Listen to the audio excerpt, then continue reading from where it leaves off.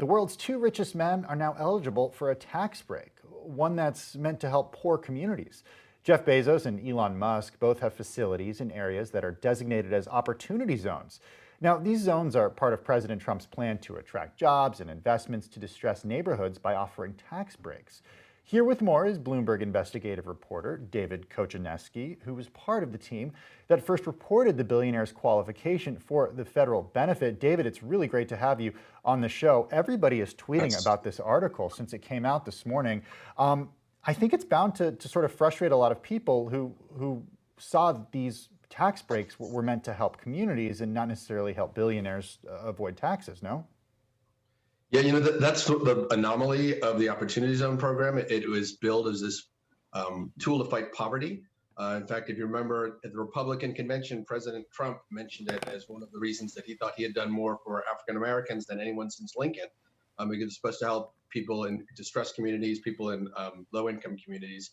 And it's turned out not to really work that way. I mean, since the program rolled out in 2018, we've seen a lot of developers, including the Kushners and Scaramucci, the former Trump spokesman, who are making a lot of money off of it, Michael Milken.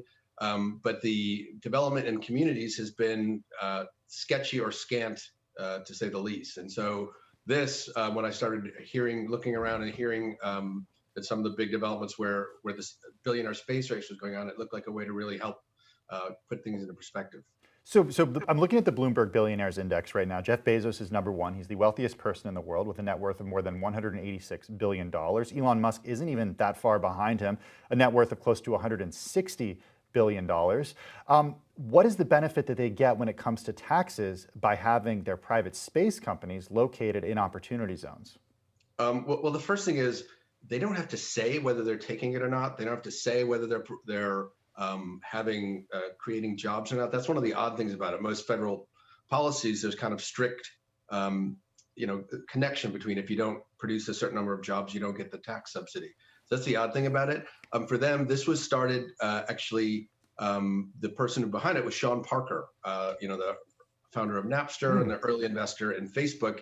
He said at a conference that he and some of his friends who had founded companies, and they're looking to maybe cash out of them. And when you cash out, you start thinking a lot about capital gains taxes. And so this is a way where they can, if you take capital gains, which would normally be taxed, in the 20% range, depending on the administration, 15 to 20%, you can, if you reinvest it, you will not pay any taxes on that if you keep it in the investment for 10 years. So for Bezos, who's had to cash out a lot of, after his divorce, he cashed out a lot of his Amazon stock. And for Elon Musk, who, his Tesla stock has gone through the roof, it would give them a chance to take that money, invest it, and, get and avoid paying capital gains taxes. And if they invest and it's appreciation in those investments, they won't pay any taxes on those capital gains. Wow. The thing is, though, that this program was supposed to help poor communities, and so it's supposed to bring in new investment to a poor community. And the thing about the space race is these guys have been doing this for over a decade. They're putting a lot of their own money into it, and there's every indication that these projects would have happened anyway without the tax subsidy. So while they may create some small benefit for the communities, they would happen anyway. And I think the question that policy people are talking about is how can we do that?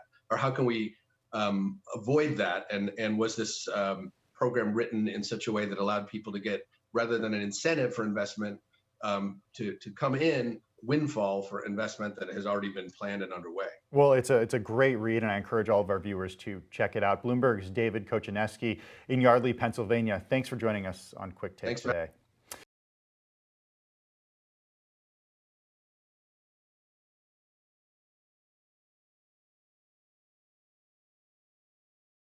The biggest stories the moment they happen from around the globe. Subscribe to Bloomberg Quick Take now for insight in an instant.